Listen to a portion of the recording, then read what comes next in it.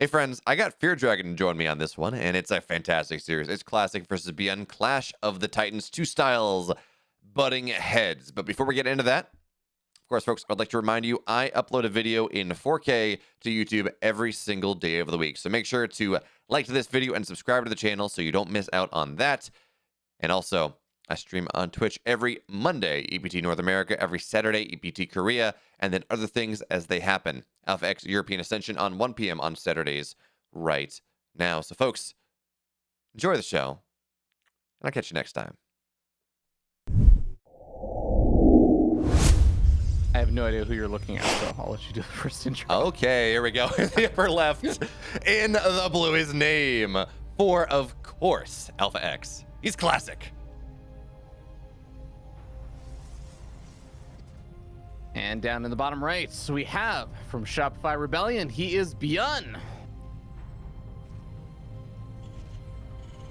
Really wonder if the Shopify Rebellion players, or not if, but when, it's a matter of when, the Shopify Rebellion players are going to go check out that super cool looking setup that they have now in Toronto. I don't know if you saw TLO's tweet about it, but Shopify Rebellion has like a sick little home for all of their esports teams to go visit and check out and practice and all that good stuff. Oh, yeah, no, it's awesome. I know Scarlett is visiting, I think, next weekend. It's only 2.5 hours by train for her. So yeah, she lives right there. So I did the math. It's like, okay, Toronto's about 3 hours from me. It's like, can I convince TLO to let me come visit? Now, the answer is no, probably, but you know. I think you, I mean, especially if you're close. And speaking of close, we do have a proxy pylon coming on down. I do just want to mention that coming out from Classic. He does not want to have this game go very, very long, it appears, especially with the, well, actually, okay, that's very curious. He sends the probe in to confirm like whether there's a natural or anything, but he also kind of reveals it and then sends it back out. Yeah, it's just, you know, you're sitting here, he's saying, look, Byun, I'm scouting, I'm not doing anything untowards. And the Byun says, actually, wait a minute here. There's only one pylon in your base. There's nothing down below. Maybe you are doing something untowards. Stargate coming on down. And, you know, Feardragon, it's interesting. We had the nerf, and we didn't see a lot of Stargate play for a little bit. And now I've started to see a lot of proxy Stargate again, but it's almost always oracles now because, well, you know, wise man said that void arrays are terrible. I'm not convinced that's true, but for right now, it's a lot of oracle play. Yeah, it definitely has been a lot more oracles. I feel like it's like kind of what you said. It's a bit reactionary. I feel like a lot of players are just sort of saying, well, void rays are worse, so therefore I don't want to make them anymore. But I will say kind of like a lot of the little moves over here from Classic, it almost just feels like he didn't, like obviously he wants it to be unscouted, but he didn't seem to mind that much. Like he left his probe over by the Zolanga Watchtower, which I think is kind of a little giveaway of like, oh look, the proxy's probably on this side, and this is also the side that makes the most sense. But it is now just kind of a question: is Ben going to be ready for it? He does have a decent number of these Marines ready. He's not going to put any SCVs to the natural for now. Yeah, but look at this Feardragon. I mean, proxy oracle, sure. I feel like oracles against Terran are a little weird because it takes a little longer to kill anything. 3 shots instead of 2. We got a gateway coming down here as well. Classic has been really leaning into aggressive proxy second gate play for a while. But this is a new one to me, and Byun will scout this again. He's got the rescout with that SCV just sitting down there, so he should have enough. But what do you make of this? Yeah, it is definitely a curious one. I mean, he does have a natural and everything behind this. This isn't some kind of like really crazy one base all in, but off of just the few 3 gateways that he's gonna have, I think he can put on some pressure. I think the really cool thing, actually, I will say, is that the Adepts have effectively been able to deny a bunker from being built in the natural. So maybe that does open up some of the pathways for being continued or continuing some of this aggression, but I'm not sure. Well, what I will say here, we're going to triple oracle, which everything I talk about, look, okay, oracles, they're not great against Terran because it takes 3 ticks and it's just not as efficient. Well, we have 3 oracles now. So there is now one-shot potential on the Marines, on the SCVs. Should Byun look to, or Classic look to run on in here. And as he increases his adept count, we're starting to get to this point a little bit where Classic may be able to bust through the natural. There are only 13 Marines versus, well, a lot more on the ground. So Adepts, they look to shade on in. They're going to try to complete this happen before the bunker is here, but Oracles, they say they're going to be a little reticent. The bunker should complete. They're dead. Okay. Yeah, I was not feeling that right there, Bill. I looked at, okay, the Marines. Yes, I think if the Marines were by themselves and you hit before the bunker completes, I think maybe a bust can happen over there. But the two Cyclones, I feel like just changed so much. The Cyclones, as long as they are even somewhat reasonably locked on to like high value units, like whether it be the Stalkers or even the Oracles or what have you, I feel like there's just no way you really bust in there and keep enough units alive or do enough damage to make that worth it, right? Yeah, I think the play, and we saw the Oracles do that a little bit before Byun got a lock on, killed one of them. I think the play was for Classic to try to dive on in, maybe feint that he was really committing to that, and then dive into the main base with triple Oracle, evaporate a mineral line, go from there. But we don't have that potential anymore. It is only double Oracle. It takes a little bit longer, and Byun has not lost a lot. So now, of course, with the Phoenix here, it is nice. You can lift the Cyclones, you can break lock-ons, do things like that. But life is getting a little bit scary here for a Protoss hero. Byun is not taken. I mean, he's lost one Cyclone. He's lost one Cyclone, 3 SCVs. It's not a lot. His stim is just about done. His army continues to grow. And while Classic has Blink on the way, he's got +1 on the way. There is not a lot of oomph in this ground army for the eventual Byun follow-up. Oh, I'm fully with you there. I think that Classic is just going to be looking of ways to try and buy time. And I will say, you know, some well-placed stasis traps can do exactly that. We'll see if Byun is going to be super on point about ensuring he can set off all of the different stasis traps. He already sets off one of them. Is he going to catch the other one? As you can see, these Stalkers are trying so hard to bait this army into it. But Byun, is he giving chase? He is! Oh my god. The old bait and switch, the old Byun and switch? I don't know. But that's going to slow things down for a solid 45 seconds here. And look at this. Look what Classic's doing. He's going to try to jump on top of this army, but Classic, you don't want to do that. That's 3 sentries, 3 Stalkers. That just dies. So, ooh, those stasis trap again. Byun knows that this is here, so he really shouldn't fall victim to it. But Blink will be done now by the time this push moves across. But Feardragon, I don't think I'm incorrect in saying that the actual upgrade you want to make sure that this hold happens is charge, and that is a pretty far ways off. Yeah, that is going to be very difficult. But I mean, he's getting a lot of nice pickoffs on these Marines. He ends up taking a shot on some of the sentries and stuff, but he's doing a great job of the Blink Micro. And you look at the armies now, and you imagine if this army, all for the Protoss, gets back home safely, doesn't lose too many Stalkers over here, ends up losing the Oracle, ends up losing the Sentry as well. I was going to say, if you have a reinforcing warp in, you have +1 weapons, and even just have a shield battery regenerate some of the shields on these Stalkers, I actually think that Classic can hold now. Yeah, so he's now going to run on forward, leading with the Zealots, just eat all the tank shots. As now the Stalker's going on forward. 1 tank goes down. Look at the splits here. 2nd tank goes down as well, and he's just going to wait for Blink to come off the cooldown. He got the key units here, which is going to allow him to stay alive for a good bit longer. Byun is going to get forced back. And here's the important thing, Feardragon. He hit before the upgrades. Combat shields were not done for this fight. Neither was +1. Classic hitting that razor-thin margin. And now I think he's pretty happy in this game, to be honest. Yeah, I mean, I was very afraid about that Blink forward, but I guess it kind of works out. I think he did take slightly worse trades, but I mean, his 3rd base is operational, and I feel like I guess he did take out enough of the army that this is almost a little bit of a dangerous move over here from Byun. He's going to be taking this low ground 3rd base when there's still that proxy gate there, when there's still a lot of Blink Stalkers that are ready to move around the map. And yeah, I actually feel like that siege tank, for example, is going to be extremely exposed. I really wonder, is Classic going to be literally charging in with charge? Yeah, I think that's the timing. About 15 seconds. I got it. 15 seconds on the dot. I feel really smart as a caster right now. But about 10 seconds, 5 seconds, he's going to look to hit that timing. Now, he's not going to have his armor, but he's equal upgrades right now. But look how Byun has really fast ghosts. He's not going to have any for this push, but if we see a little deviation here, a little delay, maybe something's going to happen. Your Stalkers pulling on forward. Zealots getting on top of all these Marines. The tanks go down, but there actually is not a lot of... Oh, actually, Zealots coming from the bottom side. There is plenty here for Classic in this game. Byun maybe overplayed his hand in the mid game. The 3rd base, it gets lifted. Everything's going down. Feardragon, man, the world is Classic's oyster here in this game 1.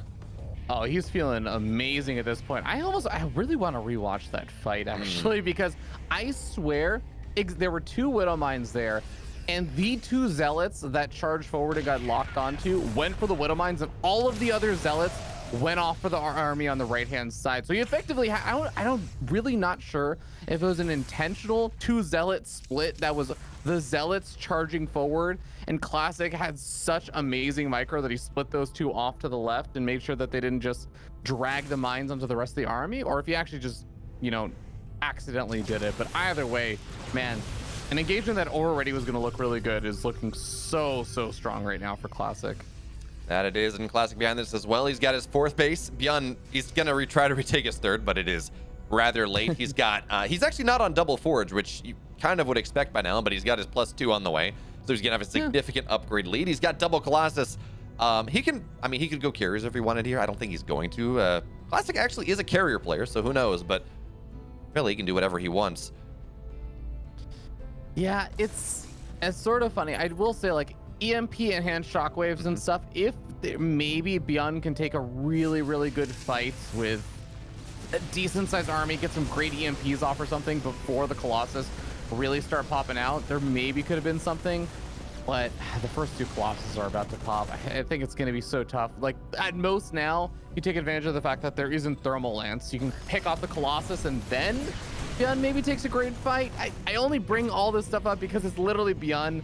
Otherwise, I feel like feels like he's just losing options as time goes on. Yeah, I guess the other thing we can talk about here is it is a very Zealot-heavy composition here for Classic. He's got, well, I think he's got 16 Stalkers, but 25 Zealots. He did have more. And Zealots, while they're good, they die to bio very quickly. They're there to absorb shots. So if Classic, we saw him continue to commit to that maybe a little bit more, but hold that thought. We got a fight kicking off here. Extend Thermal Lance, not done. Widow Mines, they're not going to get the shots they want. Classic doing a pretty damn good job of splitting the Zealots off to start here, but EMPs, they blanket this entire army. Sentries are useless. Widow Mines going full force onto things, and now we're going to have to see the Stalkers. They're going to blank on in, but they have no shields. They're starting to go down. Byun looking to try to make miracles happen, but unfortunately, this is not the field of dreams. This is nightmares for Byun in this game. He's not going to break this 4th base. Everything's going to go down. Widow Mine trying to kill off a Colossus, but Colossus are tanky enough for that one. Feardragon. No Widow Mines today. No Widow memes killing Colossus. I mean, it was a valiant effort, right? Byun got the massive EMPs off like you were talking about. The Widow Mines are actually connecting decently well and just zoning out the army for a bit. But at the end of the day, the Colossus are really what just did all the damage there. Once the Colossus were able to survive, you could see there was a point where the 2 Colossus were already doing a lot. And then the 3rd and 4th Colossus walked up and was like, oh, actually, your army is invalid. You can't do anything here. Go home, Byun. And Byun just kind of had to back off. He's already down now a bit of army supply and a lot of worker supply. This drop, I mean, if it's able to get something done, looks like Classic is a little bit busy with his army right now. Yeah, that's a start of something. 11 workers go down there. Now, talk to me. There are 5 Colossus on this map. And I guess this is just a reaction to the fact that Byun just had to build things that are not Vikings for a while.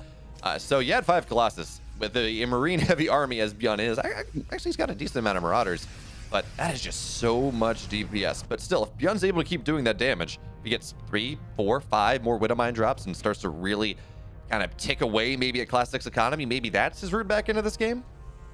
Man, I really wish that Byun had been able to afford or been able to go for that army a little bit earlier, because those Widow Mines would have been able to stay alive a little bit longer. He's already fallen super far behind on upgrades and stuff, which already hurts, I think, especially versus a Colossus player. But now it's kind of do or die moment, and unfortunately, unless Byun can pull off an unbelievably Byun-like move, it is going to be the die part of do or die.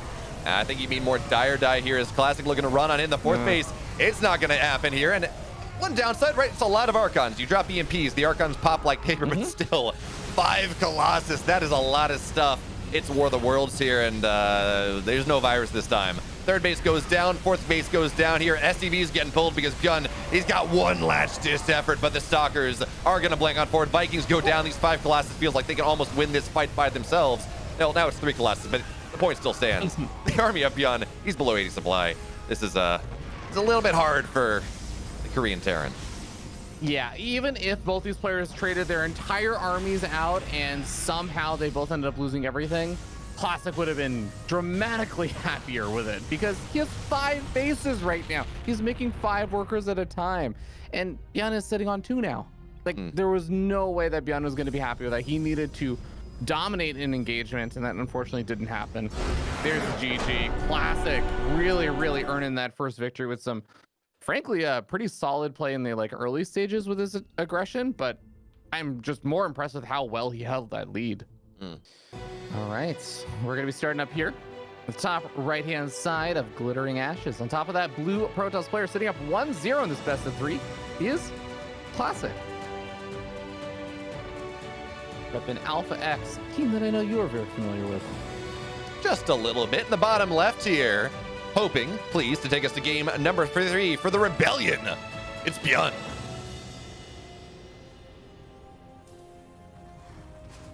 So I am being told, Feardragon, and by my chat, someone shows up. That shout out to Kenny Tennyson saying Scarlet and Hearthstone are visiting or planning to visit. Byun is not going to come, which is fair considering how hard it is to get into and out of Korea right now. And Lambo's on vacation, so who knows when he visits. Yeah, I think that makes a lot of sense. I wouldn't be surprised if Lambo maybe goes and visits after or before DreamHack Atlanta or something, but that is a ways off. Yeah, end of November on that one, but hey, fine. Feardragon, regardless of how far away it is, there's a land on North American soil again. Very excited about that. That'll be so nice, man. I miss them. Even Cheesadelphia, man, I'll be so happy when that stuff kicks back off, or just any of those North American events. Oh, yeah. No, I'm so happy now. I live actually within driving distance of a Cheesadelphia. You know, I lived in Arizona for 5 years, and before that, I couldn't do anything. But Philadelphia's 5 hours-ish by car from New Hampshire. 5-6 hours. It's doable. Oh, yeah, that is pretty reasonable. Oh man, I still have to fly out for everything. Everything's on the East Coast. You know, I have to say, we have a lot of StarCraft fans on the West Coast of the United States, but all of the players are on the East Coast to the Midwest. There's 2 or 3 players on the West Coast. You got Estrella. We have Estrella, we have Silky, or had Silky, but yeah, not a whole lot of other players like Vindicta and stuff as well, but it's light. Oh, a recall. He survives. 1 more shot, 4 HP. But we all know, Probius lives to fight another day. It's always a good feeling when you can save that probe. I still do wonder a little bit what exactly the math is on the chrono, like, because the chrono boost lasts for more than 1 probe. So you're technically able to get out some percentage of the next probe out a little bit faster if you chrono boost. Versus if you save the probe with the recall. I really wonder, like, what's the economic benefit on it? How do the numbers actually play out? We need to simulate this, you know, of 1,000 tests. I mean, it's not, there's no randomness there, so you don't really need to do 1,000 tests, but I'm sure we can do it. You're a smart man, Feardragon. I don't even think it should be that hard to map out. Yeah, but here's the thing, right? We make it sound really complicated, so then when, you know, you write a post on Reddit about it, people think you're really smart. And then you have that street cred of, wow, this guy's really smart. It doesn't help you at all, but, you know, that one guy on Reddit says, oh, wow, Feardragon's smart. And then that makes it all worth it. There you go. That's what we're all seeking out, man. We're all just seeking out the Reddit karma. That's truly what gets us up in the morning. Yeah, if I don't get at least 5 upvotes every day, I just don't get out of bed. Well, this is a kind of interesting play out of how the build order is shaped up. We did have that Stargate opening and stuff, obviously, with the Phoenix roaming around that you've been showing off, but we also got that Raven follow-up over here from Byun. So I feel like, especially with the robotics bait coming on out, in some ways I think Byun will like this, but it will be interesting to see how the Phoenix are going to be able to interact with everything, because the Phoenix do have opportunities to try and snipe off that Raven if the Terran player is not extremely careful. And Byun was playing Saberlight earlier today, and Saberlight went for a Phoenix play, and I think we can agree Saberlight is not nearly the level of Protoss player that Classic is. Byun 2-0'd him pretty quickly, but he did lose that Raven on the push. Maybe it was just a bit of an overconfidence. Maybe it was Byun, I don't know, maybe not feeling all that great today. But what I think is actually interesting is look how quick this stim is. This is a 2-1-1 effectively. 3rd barracks on the way now, but actually no, that's not true. I keep looking for the Ryung build that, you know, dominated every Protoss at Katowice, and I see like a hint of it, I'm like, Ryung build, and then it's not the Ryung build, and I look silly. It's all good. It happens, man. Yeah, you know, only Ryung can be Ryung, I guess. But for what you were talking about, though, I do think that, like, you know, Stim and Combat Shields coming out around now, I think it's still going to set up decently well with, like, the first 2 medevacs and stuff. You can start thinking about pushing out just a little bit after I think they pop. And I believe you should be able to hit around that time, have the interference matrices and stuff, everything ready for the Colossus. And I mean, keeping these Phoenix alive is actually really, really important, because you do want to have a way to actually push that Raven back, at least zone it out a little bit. So it can't just immediately interference matrix both Colossus, the bio army stims up on your ground force and you just die immediately. Like, it's the saddest feeling as a Protoss player in that situation. I don't know, which is sadder? You lose an entire mineral line to Widow Mines, or that happens? I don't know, but nice little move out here. 6 workers go down. It's always one of those funny things you got to mess around with. You got to question in the early game. It's, do I spin these lifts of the Phoenix to kill workers, or do I save them to make sure that when the eventual Terran push happens, I'm able to lift key units? Well, for now, Classic commits to the lift. He's doing a decent job of trying to get damage. Oh, he forced auto turret, and he gets the Raven. That's massive. So worth it. Sacrifice 1 Phoenix and a little bit of hit points for the Raven. That's great. But his double drop over here with the Byun coming in from behind, really catching Classic off guard. 11 workers already going down. Shield battery overcharged, gonna allow 2 Colossus to take on the entire frontal army. And the rest of the army here for Byun, it's just not large enough to handle these Phoenix and the rest of this Zealot Warpin reinforcements here. Yeah, and unfortunately, one of the things that we deal with when you talk about Zealot or Phoenix anything is you don't run away from that. They get chased down, they go down. Your Colossus will knock down the last of these Marines. So at the end of things, we have to ask ourselves, Feardragon, 11 workers and 1 Phoenix, maybe a couple other auxiliary units. Was that worth the entire army of Byun? I mean, most definitely not, I would say. Byun does have a pretty good worker count, I will say, as compared to Classic after all the worker damage he did. But it is just a question. He's trying to establish a 3rd base. Beowulf, I don't think he can defend a 3rd base right now. I think he needs to lift that up and go home. I don't think he should try to defend it either. Yeah, he's going to take his toys, go back home, but actually with the Phoenix in the air and the Stalkers as well, this is a command center that is going to start to burn. It may force Byun out of his little hidey hole, or actually the command center is just going to go down regardless. It's over dead airspace. Byun cannot go defend that one. It's a 2-base Terran once again. And Feardragon, I'm pretty sure Classic ate his Wheaties this morning. They were delicious. He actually had a double bowl. He got himself some nice whole milk from an organic something, and these Wheaties are powering him pretty strongly. So this is a really funny spot now. I will say Classic is in a massive lead at this point, sure. But he is on double Stargate production, mostly producing Phoenix. You look at his warp gate count. He's only at 2 warp gates. He can't really close the game out right now. And there is a point where Byun just gets up enough of a ground force that he can establish a 3rd base again. So I think the fact that the 3rd base went down was unbelievably massive for Classic. But I'm wondering now, like, okay, how does Classic want to play this out? How does he want to close this out safely without giving up his lead? Because he can't really just say the game is over now. He can't just really move in. Well, you give him like 3 more minutes and he can, because there's a word that starts with C and ends with Arriers that when you're ahead as a Protoss, it makes things really hard for the Terran, right? Because you have to hit critical mass. One way or the other. Carriers are a super binary situation. You either have enough carriers and the entire Terran army dies, or you don't have enough carriers and your entire army dies. They're on the way now. Byun, with his lack of a 3rd, he doesn't have a lot of gas mining here. He's not going to be able to hit that critical mass of Vikings with +1 with +2 air. So you talk about Classic wanting to A-move. Well, I think we just got to give him a couple minutes, and he's going to be in a good spot. But Feardragon, I have one more thing for you. Someone in my chat did the math. Chrono Boost gives 2.5 probes in 20 seconds. You would normally get 1.67 probes in the same amount of time. So 1 Chrono Boost is worth approximately 0.83 probes. So it is worth it to recall. All right, that makes sense.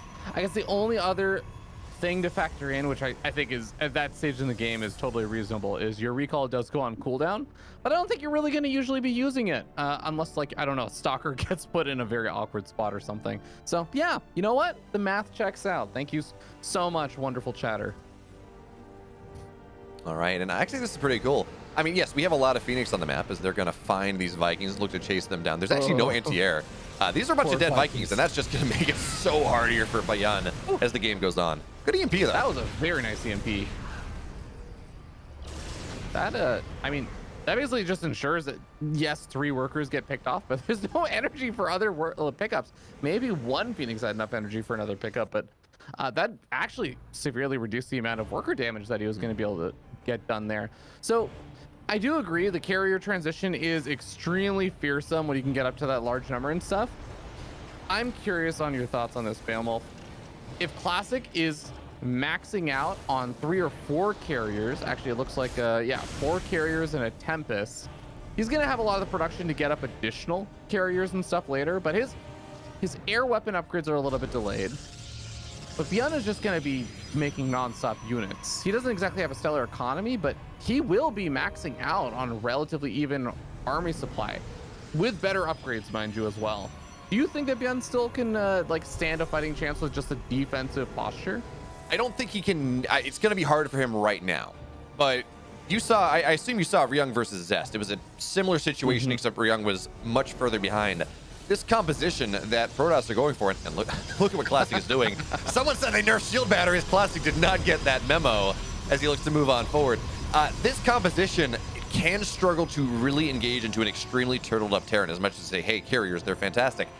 And if Byun is going to start to take some good trades here, if he's going to start to be able to knock things down, EP's blanketing that army, so Phoenix cannot really engage, well, there comes an inflection point where, as you said, the army value does increase. Now, right now, Byun's army is about 2,000 gas cheaper. That says a lot about these styles, even as the upgrades are not as good. But it's a lot of gateway units, as you said. So Classic's going to struggle to move on in. I like the addition of the shield batteries. It does make it a little bit easier for him to consistently siege rather than just throw his army in and die and hope to remax and live on superior economy. Yeah, I mean, funny enough, the shield batteries are all already drained just because the EMPs, like, they've basically been EMP negation. But I am a little bit afraid that, yeah, now the shield batteries are drained, so the EMPs are really effective, and now interceptors are dying.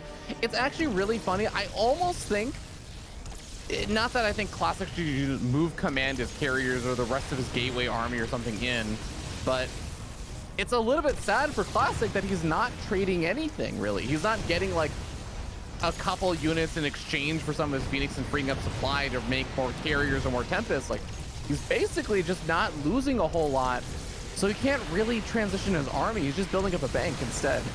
I mean, banks are nice. One thing I really like from Classic here is he's moving into more Tempests. He's not kind of staying in that carrier idea. And so five Tempests, they kill Vikings, they kill Medevacs. That's a really nice situation to be in. And of course, with the ground upgrade with Tectonic Destabilizers, you knock down a lot of this static defense. But Byun, now he says, I don't want to get locked in here. That doesn't sound like fun. He's going to try to knock down the static defense. This does not feel like a great idea from Byun outside of the range of his missile turrets, but now he backs up. And the Tempest, again, they're going to start paring away at the missile turrets. It's getting a little bit harder here for Byun, but he does have his 4th base set up, right? He's only 1 base down behind Classic at this point, and Mules are a powerful drug, but ooh, Feardragon, I like this. If his opponent's gonna just sit here and do stuff, might as well take a bunch of his bio, run it across the map. You know, I actually love if Byun split up those drops a little bit. Just send like 2 to another base, because you know that the reaction is going to be that there's going to be some kind of recall, right? You absolutely know that's going to be the case. Unless he feels like this army can take on whatever gets recalled, then the EMP of the Nexus ensures that there's no immediate recall over there. And I love the Zealot run by here from Classic, but yeah, you know that there's still going to be just a recall another base. Sorry, I would like to distract you from this drop that is very clearly finding value here. As Byun's going to be forced back eventually. Classic has proxied at Nexus on the other side of the map. We're going to take a look at that in a second. Extra energy, there we go. And shield battery overcharge. You gotta be able to shield battery overcharge, man. If you're gonna siege up, 10 batteries, at what point, it's like, there's a question. At what point, when you've invested so many batteries into a position, do you just say it's probably worth building the Nexus? Like, it's gotta be like at least 6 or 7, right? I mean, yeah, right. Shield battery is 100 minerals. Nexus is 450, so 4 or 5 is the break-even point, theoretically. I really thought we were going to see Byun take this opportunity of his opponent recalling to just bust through all of this static defense, but I guess he was more focused on the drop. And look at this, though. We're going to see Vikings getting on top of a lot of this. Not a lot of anti-air outside of the Tempest themselves. Good disruptor shots on the bottom side, but Byun's bio is still fighting on through here. He's going to knock down a lot of these carriers. But there are still 3 Colossus and 5 Tempests, and Byun will be forced to back on up here. His army vanishing just a little bit. He doesn't have a lot of bank either. Yeah, really unfortunate there for Byun. I actually feel like that could have been a big inflection point for this game for him, just because his army was, like you said, half of it was going after some of the shield batteries and stuff, and half of it was fighting the army for the first like 7 or 8 seconds of that fight. Imagine if that entire army was pulled together for Byun. He was able to kill off like an extra carrier or 2 carriers or another Tempest or something. I actually think that fight maybe starts going in his favor, and I wouldn't say he's ahead at that point, but I'd say like the game is even up, because I think then Byun can start expanding again kind of freely. He gets to take out the remaining shield batteries on the center of the map, and you know, I feel like we have a little bit more of a game on our hands. For now, I will say Byun is still doing a killer job in the upgrade department compared to Classic, but man, that armor upgrade for the Terran bio, not usually like the most impactful upgrade in the game, but if you're up against a lot of these carriers and stuff, it can be so helpful. Hey, you know, Feardragon, I want to see Classic start mining from this, from like slightly long distance mining from this base. You might as well. You already got the situation secured. There is a Marines actually, they knock a Tempest down. That's going to be rather nice. But we can look at all these interactions, and the only thing I'm truly looking at is the Viking count. If he can hit the one-shot potential, it's something like 12, 15 Vikings. That's when things start to get a little bit scarier here for Classic, but for right now, he's doing a great job of keeping them down, and they're only +1 Vikings for the moment. They're not +2. They're not really advancing their upgrades all that much, because Byun's broke as a joke. He has been able to secure a 5th base. He's got a drop on the bottom side, denying mining there as well, so he's active on the map, killing 10 workers, and he's still staying alive, but every time he engages here, he has to actually engage, because Tempests are one-shot potential. They're knocking these Vikings out of the sky. This base is so tough for him to actually defend, and like you said, the Vikings getting knocked out of the sky means that he can't really chase this army back. Shield battery overcharge is still active until finally now, but now the army is pretty much gone. I almost wonder if Byun would have been better off abandoning this base. Well, he had to abandon it once. I think now he's fine because he has that 4th and the 5th base elsewhere, which, by the way, he's on 5 orbitals. He's not built a single planetary in this game.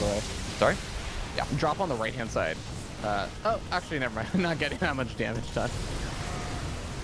But yeah, this is pretty brutal. It does feel like Classic is able to just gradually bleed Byun dry. And I think you were kind of showing off that Byun is not even really mining from that bottom center base. It's really only that left-hand base that I would say is super healthy right now. I mean, our argument that Byun is being bled dry, I don't think that's actually totally fair. This is a 5 orbital Byun. He can drop mule hammers whenever he wants. So the fact that this is not mining, I mean, there are 7, 8 mules there on that spot. Classic's only on 42 workers. He's starting to trade somewhat poorly here.